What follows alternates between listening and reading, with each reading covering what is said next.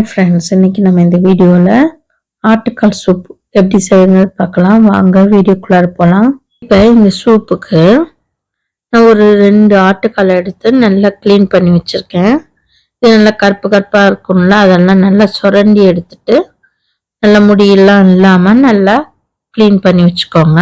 இப்போ இதை ஒரு குக்கரில் போட்டுக்கலாம். போட்டுட்டு இதில் ஒரு 1/4 டீஸ்பூன் மஞ்சள்தூள் போட்டுக்கலாம்.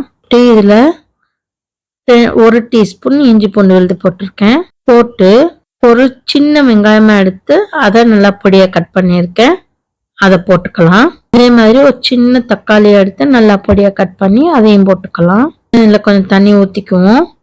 நான் ஒரு 2 டம்ளர் தண்ணி ஊற்றுறேன். சூப்புங்கிறதுனால தண்ணி ஊற்றிக்கலாம். 2 டம்ளர் ஊற்றிருக்கேன். ஊற்றிட்டு நல்லா மிக்ஸ் பண்ணி விட்டுக்கோங்க. முதல்ல இதை வேக வச்சுக்குவோம். மூடிட்டு ஸ்டவ்ல குக்கரை வச்சு வெயிட் போட்டுட்டு 8லேருந்து 10 விசில் வச்சுக்கோங்க. இல்லைன்னா உங்க 1/4 மணி நேரம் வச்சு வேக வச்சு எடுப்போம். ஸ்டீம் எல்லாம் போயிடுச்சு. திறந்து பார்ப்போம். நல்லா காலெல்லாம் நல்லா வெந்திருக்கு. இதுலேருந்து தண்ணி மட்டும் எடுத்துக்குவோம்.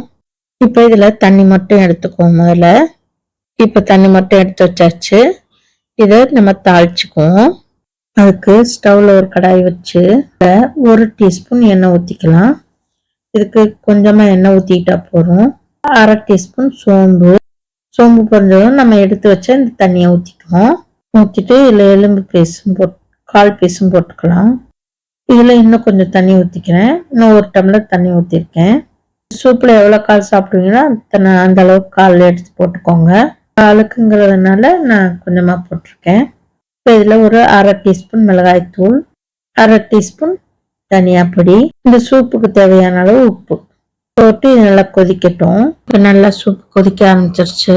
இதில் ஒரு 1/2 டீஸ்பூன் மிளகுத்தூள் போட்டுக்கலாம். மிளகுத்தூள் போட்டு கொஞ்சம் கொதிக்கட்டும்.